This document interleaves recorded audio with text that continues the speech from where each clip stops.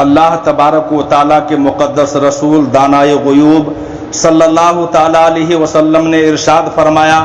جس نے مجھ پر درود پاک پڑھا اور میری اولاد پر درود پاک پڑھا تو کل میدان محشر میں قیامت کے دن جب کوئی کسی کا حامی و مددگار نہیں ہوگا، کوئی کسی کا پرسان حال نہیں ہوگا، درود پاک پڑھنے والوں کو میں اپنی کالی کملی میں چھپا لوں گا۔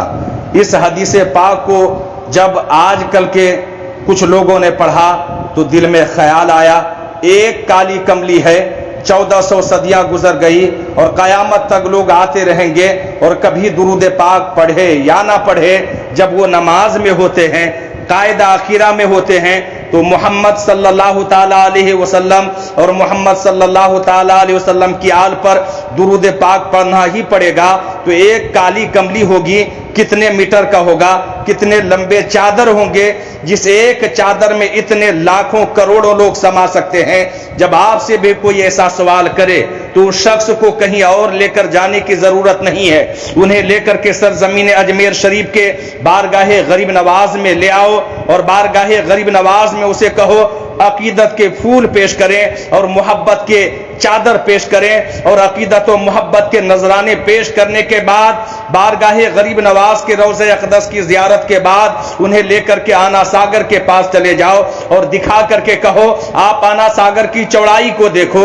آپ آنا ساگر کی لمبائی کو دیکھو، آپ آنا ساگر کی گہرائی کو دیکھو، آپ آنا ساگر کی اونچائی کو دیکھو، تو یہ تو آنا ساگر سمٹ کر کے چھوٹا ہو گیا ہے۔ اکابرین فرماتے ہیں، تاریخوں میں آتا ہے کہ آج سے سینکڑوں برس پہلے آنا ساگر پشکر کی گھاٹی سے لے کر کے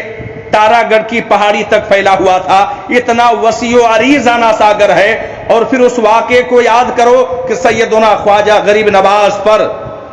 جب حاکم ہندوستان نے، حکمرانوں نے آنا ساگر کا پانی بند کر دیا تو غریب نواز نے ایک مرید سے فرمایا جاؤ اور ایک کوزہ لے کر کے جاؤ اور آنا ساگر سے کہنا تمہیں غریب نواز بلاتے ہیں۔ تو حضور غریب نواز کے خادم وہاں سے نکلتے ہیں اور آنا ساگر کے قریب جاتے ہیں اور آنا ساگر کو فرمانے غریب نواز سناتے ہیں کہ آنا ساگر تمہیں معین الدین حسن چشتی بلاتے ہیں۔ تاریخ میں یہ مرقوم ہے، علماء فرماتے ہیں، مشائخ اعظام کا قول ہے کہ ایک چھوٹے سے کوزے میں آنا ساگر کا سارا پانی ایک ہی کوزے میں سمایا۔ میں بتا دینا چاہتا ہوں جب غریب نواز عطائے رسول ہوتے ہوئے اتنے بڑے آنا ساگر کو ایک کوزے میں سما سکتے ہیں تو وہ تو نبیوں کے امام ہیں، وہ ساری کائنات کے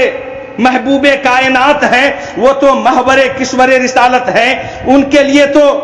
سارے نبیوں نے بارگاہ رسالت میں آ کر کے خراج عقیدت پیش کیے ہیں اور سارے نبیوں کے سردار ہمارے نبی ہیں۔ ارے جب غریب نواز کے بلائے ہوئے پر، نبی کون و مکہ کے نواسے کے بلائے ہوئے پر اتنا بڑا آنا ساگر ایک کوزے میں سما سکتا ہے تو آپ تصور کریں کہ نبیوں کے امام احمد مجتبی قیامت کے دن اگر درود پاک پڑھنے والوں کو ایک کالی کملی میں سمانا چاہیں تو کیوں کر نہ سما سکتے ہیں۔ ہمارا عقیدہ ہے جب ان کے گدا بھر دیتے ہیں شاہان زمانہ کی جھولی، جب ان کے گدا بھر دیتے ہیں شاہان زمانہ کی جھولی، محتاج کا جب یہ عالم ہے مختار کا عالم کیا ہوگا، محتاج کا جب یہ عالم ہے مختار کا عالم کیا ہوگا۔ درود پاک کی فضیلت اتنی زیادہ ہے کہ آقا کریم رؤوف الرحیم صلی اللہ تعالی علیہ وسلم نے ارشاد فرمایا ایک نوری فرشتہ ہے جس کے قدم زمین سے لگے ہوئے ہیں، جس کے سر آسمان سے لگے ہوئے ہیں، ان کے پر کا یہ عالم ہے کہ ایک پر مشرق میں ایک پر مغرب میں لگے ہوئے ہیں۔ جب کوئی محمد اور آل محمد صلی اللہ تعالی علیہ وسلم پر درود پاک پڑھتے ہیں، صلاۃ و سلام کے نذرانے پیش کرتے ہیں، عشق و مستی میں محو ہو کر کے آقا کریم رؤوف الرحیم پر درود و سلام کے نذرانے پیش کرتے ہیں تو آقا کریم فرماتے ہیں وہ فرشتہ نوری سمندر میں گوتا لگاتا ہے اور گوتا لگا لینے کے بعد جب باہر تشریف لاتے ہیں اور اپنے پروں کو جھاڑتے ہیں تو پر کے جھاڑنے سے पानी के जितने नूरी कतरे टपकते हैं, हर एक कतरे के बदले में अल्लाह तबारक व तआला एक फरिश्ते को पैदा फरमाता है, और वो फरिश्ता कयामत तक मोहम्मद और आले मोहम्मद पर दुरूद और सलाम पढ़ने वाले के लिए दुआए मगफिरत करता रहता है, और जिसके लिए फरिश्ते दुआए मगफिरत करे उनकी मगफिरत हो जाती है।